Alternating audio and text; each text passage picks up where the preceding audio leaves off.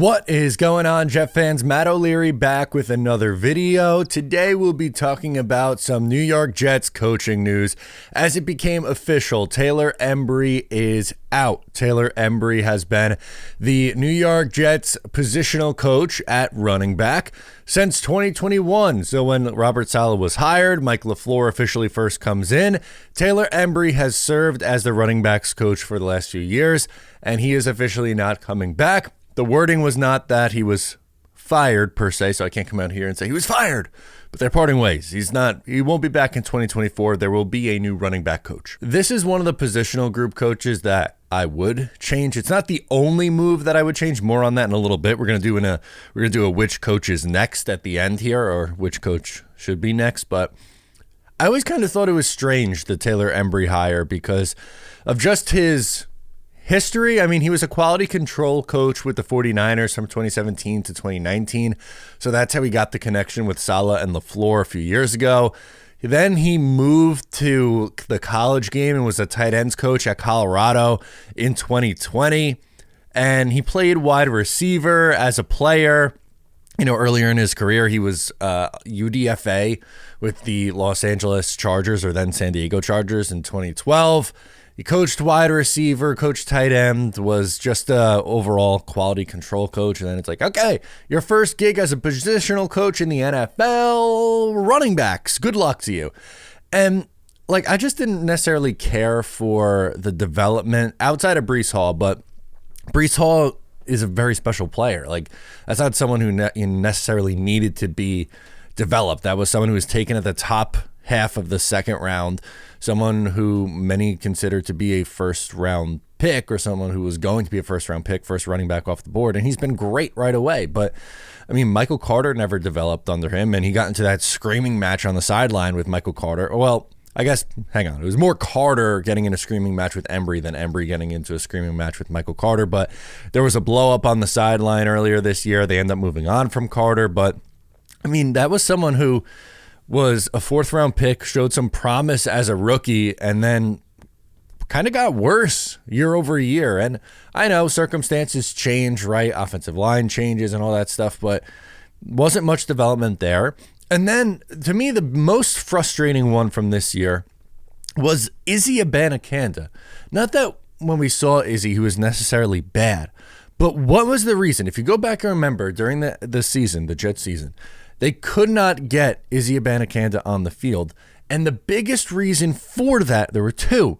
One was special teams, that he didn't have a role on specials, which was kind of funny because Michael Carter and Dalvin Cook also did not play special teams. So why Izzy had to play special teams to play, I don't know. But the second part was that Izzy Abanikanda was still learning to pass protect, and that he could not pass protect. This was like the first 3 months of the year. This was not like, oh, it's week 2. He's still struggling in pass pro, so we're going to bring him on slowly. You see him in October. No, this was, don't see him in September, October, most of November. Like I said, the last couple of weeks of the year, you got to see some Izzy Abanikanda, but the main reason why he was not on the field in the first 3 quarters of the season was because he wasn't at the level of pass protection yet.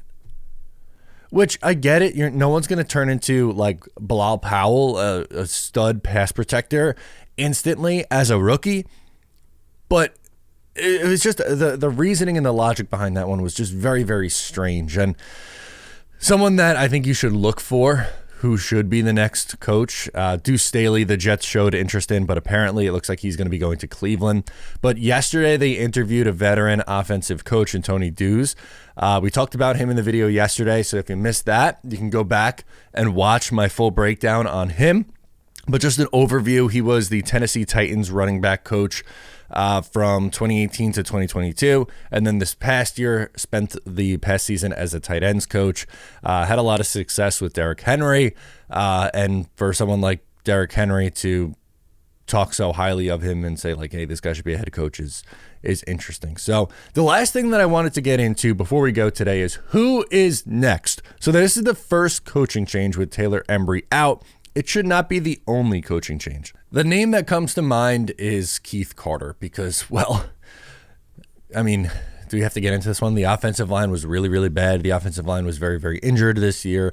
Keith Carter has a reputation for these unrealistic practices, unrealistic expectations, and tough practices on veteran players, and they end up getting banged up, which is exactly what happened this year.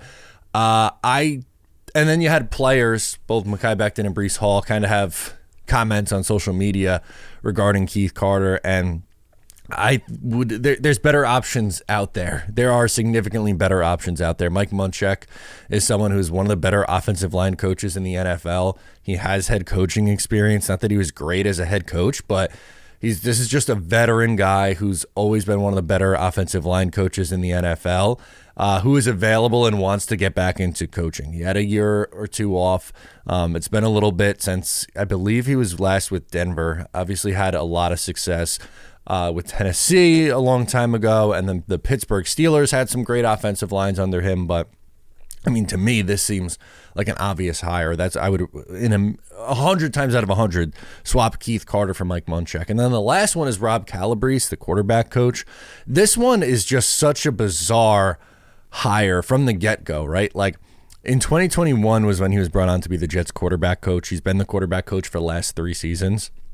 But he went from being the Wagner, which is a college on Staten Island, offensive coordinator and quarterback coach in 2017 and 2018, to in charge of developing the number 2 overall pick 3 years later. Just so strange. Just such a weird hire. In between that, he was also the Broncos quality control coach from 2019 to 2020, or a quality control coach with the Broncos, not the A quality control coach with the Broncos from 2019 to 2020.